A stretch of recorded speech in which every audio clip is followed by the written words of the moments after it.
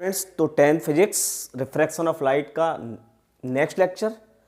और इससे पिछले 2 लेक्चर हमने इस चैप्टर पर बनाए हैं, जिसमें पहले चैप्टर में हमने बताया था कि रिफ्रैक्शन क्या होता है और रिफ्रैक्शन में क्या डिफरेंस होता है। ठीक है।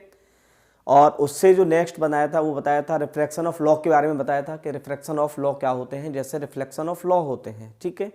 तो क्या डिफरेंस होता है रिफ्लेक्शन और रिफ्रैक्शन में?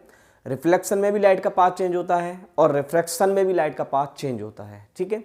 रिफ्लेक्शन में लाइट का पाथ चेंज होता है लेकिन मीडियम चेंज नहीं होता, यानी लाइट जिस मीडियम से आती है उसी मीडियम में वापस चली जाती है विदाउट मीडियम चेंज करे, और केवल उसका पाथ चेंज होता है।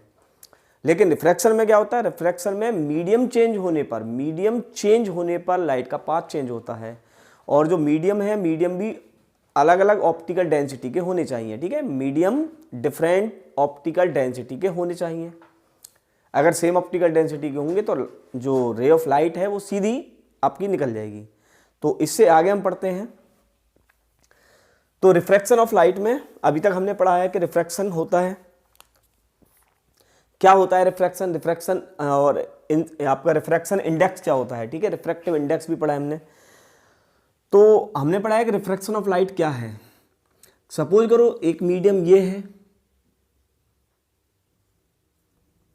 This is medium 1 and this is medium 2, this is normal, और if a ray of light strike at the normal and make a angle I, this is called angle of incidence और this is incident ray।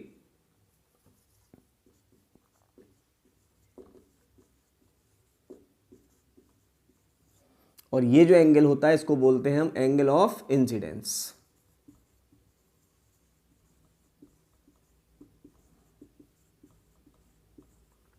ठीक है। अब देखते हैं कि ये medium हमने बताया था, मीडियम 2 टाइप के होते हैं, एक होता है मीडियम रेयर और एक होता है डेंसर। रेयर वो होता है जिसमें लाइट की स्पीड ज़्यादा होती है, डेंसर वो होता है जिसमें लाइट की स्पीड कम होती है कंपेयर टू रेयरर। तो अगर ये पाथ कुछ ऐसे हो गया लाइट का, तो देखो बैंड होकर नॉर्मल के पास आ गई है, ये एंगल आर है, इस रे को बोलोगे आप एंगल ऑफ रिफ्रैक्शन, इस रे को बोलोगे रिफ्रैक्टिव रे, इस रे को बोलोगे रिफ्रैक्टेड रे, और इस एंगल को बोलोगे एंगल ऑफ रिफ्रैक्शन। ठीक है। ये एंगल ऑफ रिफ्रैक्शन होगा, ये रिफ्रैक्टेड होगी। अब देखिए इसमें क्या हुआ है, इसमें लाइट का जो पाथ है वो बैंड होकर नॉर्मल के पास आया है। तो अगर हम पूछें कि ये मीडियम कौन सा है, ये मीडियम कौन सा है, तो ये रेयरर मीडियम है और ये आपका डेंसर मीडियम है। क्योंकि डेंसर मीडियम में स्पीड ऑफ लाइट कम हो जाती है तो वो नॉर्मल के पास आ जाएगी, और रेयर में क्या होता है, स्पीड ऑफ लाइट ज़्यादा होती है तो नॉर्मल से फार भी निकलती है। तो इसको बोलते हैं हम रिफ्रैक्शन। क्लियर है रिफ्रैक्शन? ठीक है। तो हमने इसमें पढ़ा था कि साइन आई मतलब angle of incidence in the terms of sine i upon sine r is equal to constant. ठीक है। Sine i upon sine r is equal to constant, ये होता है terms. Sine i upon sine r is equal to constant, this is the Snell law. Clear है? अब करते कैसे हैं, सपोज करो ये वाला इसको मान लें हम n1 और इसको मान लें n2। तो मैंने बताया था n1 sine i is equal to n2 sine r, यानी जिसका मीडियम उसी का एंगल, जिसका मीडियम उसी का एंगल। तो अगर हम sine i upon sine r लिखें यहाँ पर, sine i upon sine r, तो हम लिखेंगे n2 अपॉन n1। ठीक है। यानी इसको हम लिख सकते हैं 1n2। तो sine i upon sine r, this is the law of refraction, और इसको बोलते हैं हम स्नेल्स लॉ। क्लियर है? समझ में आ रहा है? साइन आई क्या होता है, angle of incidence with sine. Sine r क्या होता है, angle of refraction with sine. ठीक है। ये और किसके इक्वल होते हैं, कांस्टेंट टर्म्स होता है, और इसको हम बोलते हैं रिफ्रैक्टिव इंडेक्स। ठीक है। तो आपको ये फॉर्मूला ऐसे भी मिल सकता है, A1 and 2 यानी वन मीडियम से सेकेंड मीडियम में sine i upon sine r. Clear है? Sine i upon sine r. तो ये है आपका रिफ्रैक्शन का लॉ।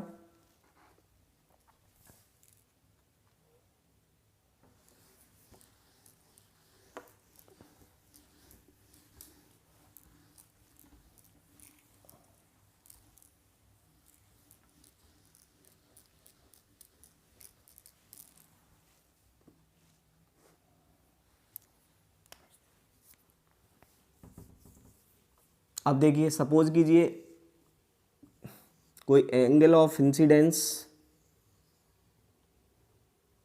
सपोज करो 37 डिग्री,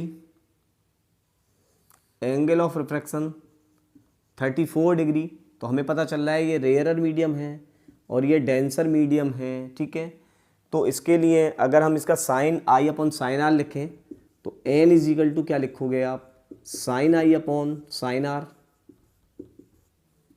तो n is equal to sine 37 upon sine 34। ठीक है, 10th में अब ये वैल्यू आपको मिल जाएंगी। इसकी वैल्यू लगभग होती है 0.60 और इसकी जो वैल्यू होती है वो होती है 0.40।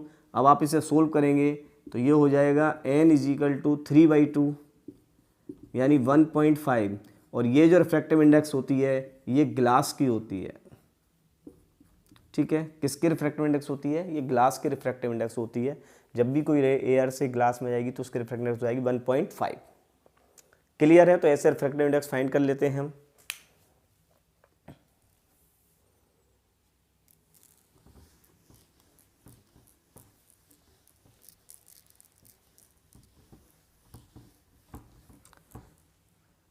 तो आपके ऐसे क्वेश्चन आ जाते हैं, जैसे बोला कि find n if angle i is equal to 72 and angle r is equal to 40। ठीक है, और इनकी आपको वैल्यू दे देगा वो कि साइन 72 डिग्री की जो वैल्यू होती है वो होती है 0.951 एंड साइन 40 की जो वैल्यू होती है वो होती है आपकी 0.642। तो आपसे पूछा फाइंड एन, तो अब आप इजीली निकाल सकते हैं इसे। क्या लिखेंगे आप? N is equal to sine i upon sine r. Sine i upon sine r, इसकी जगह साइन आर की जगह लिख लीजिए साइन 72 अपॉन साइन 40। इनकी वैल्यू पुट कर लेते हैं यहाँ पर 0.951 अपॉन 0.642। इसे हम सोल्व कर लेंगे, तो इसे सोल्व करेंगे तो हमारा आंसर आ जाएगा 1.48। तो यहाँ पर n की जो वैल्यू आई है वो आ गई 1.48। ठीक है, चलिए आगे और क्वेश्चन करते हैं हम इसमें कि refractive index sine i upon sine r के अलावा भी कोई और फॉर्मूला हो सकता है। तो रिफ्रैक्टिव इंडेक्स के लिए साइन आई और साइन आर के अलोंग भी अगर हम एक फॉर्मूला लिखें तो इसे लिखते हैं हम v1 upon v2। v1 upon v2। v1 क्या है? v1 है स्पीड इन वन मीडियम और v2 है स्पीड इन अनदर मीडियम।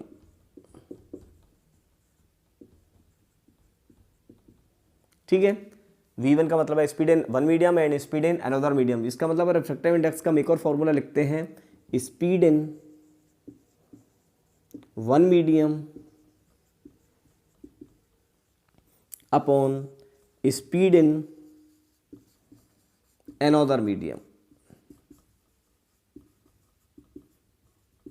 ठीक है, तो ये भी रिफ्रैक्टिव इंडेक्स का ही एक फॉर्मूला है। स्पीड से कंपेयर करते हैं हम यहाँ से, और मैंने आपको बताया भी था ये कि म्यू या n is equal to c by b. ठीक है, म्यू या n is equal to c by b. Here c is the speed of light, ये स्पीड ऑफ लाइट होती है, और ये हमें जिस भी मीडियम में स्पीड होती है लाइट की उसको चेक करते हैं। जैसे आपको बोला कि mu is equal to 3 into 10⁸ और अपॉन 2 इंटू 10⁸, तो आपको पता है ये स्पीड किस में है, ये स्पीड वैक्यूम में है, स्पीड इन वैक्यूम, और ये जो स्पीड है ये स्पीड इन ग्लास। ठीक है, लाइट की स्पीड ग्लास में इतनी होती है। तो देखिए 10⁸ से 10⁸ कैंसिल कर लीजिए, 3/2 का मतलब हो गया 1.5, और ये पता है आपको किसकी रिफ्रैक्टिव इंडेक्स होती है, ये आपकी ग्लास की ही रिफ्रैक्टिव इंडेक्स है, अभी हमने पहले भी निकाली थी। तो इस तरह के फॉर्मूले आप यूज़ कर सकते हैं। तो ये है आपका रिफ्रैक्शन में। ठीक है, तो रिफ्रैक्टिव इंडेक्स क्या होता है, तो रिफ्रैक्टिव इंडेक्स की कोई यूनिट होती है नहीं, रिफ्रैक्टिव इंडेक्स की कोई यूनिट नहीं होती, ये यूनिट लेस होता है भाई, स्पीड अपॉन स्पीड। ठीक है, तो रिफ्रैक्टिव इंडेक्स की कोई यूनिट नहीं होती, नो यूनिट। ठीक है, जब भी कोई, ठीक है, एक पॉइंट और याद रख लेते हैं इसमें कि जब भी रे, व्हेन अ रे passes vacuum to another medium, जब भी कोई रो वैक्यूम से किसी अदर मीडियम में जाएगी, चाहे वो तुम्हारा वाटर हो चाहे गिलास हो, तो उसकी जो इंडेक्स निकालोगे रिफ्रैक्टिव इंडेक्स, उसको हम बोलते हैं एब्सोल्यूट रिफ्रैक्टिव इंडेक्स। याद रखना है, उसको हम बोलते हैं एब्सोल्यूट रिफ्रैक्टिव इंडेक्स। क्लियर है, तो रिफ्रैक्टिव इंडेक्स का आपको कंसेप्ट समझ में आ गया होगा, क्या होती है रिफ्रैक्टिव इंडेक्स, कैसे निकालते हैं, इसका फॉर्मूला क्या होता है, स्पीड से भी निकाल लेते हैं, speed in one medium upon speed in another medium. ठीक है, तो इस टाइप के क्वेश्चंस आएंगे, आप इजीली सोल्व कर सकते हैं। तो ये कंसेप्ट था, और अगला जो लेक्चर आएगा वो हम लेंस से स्टार्ट करेंगे अब, क्योंकि हम यहाँ तक समझ चुके हैं रिफ्रैक्शन क्या होता है, रिफ्रैक्शन का इफेक्ट क्या पड़ता है, स्नेल लॉ क्या है, रिफ्रैक्टिव इंडेक्स क्या है, ये सब हमारे कंसेप्ट क्लियर हैं। तो नेक्स्ट लेक्चर में हम पढ़ेंगे लेंस क्या होते हैं, लेंस कितने टाइप के होते हैं, कैसे इमेज बनाएंगे, कन्वर्जिंग कौन सा होता है, डाइवर्जिंग कौन सा होता है, लेंस फॉर्मूला क्या है। ठीक है, तो जुड़े रहिए हमारे साथ रूट ऑफ स्टडी के साथ, और चैनल को लाइक करें, सब्सक्राइब करें। All the best.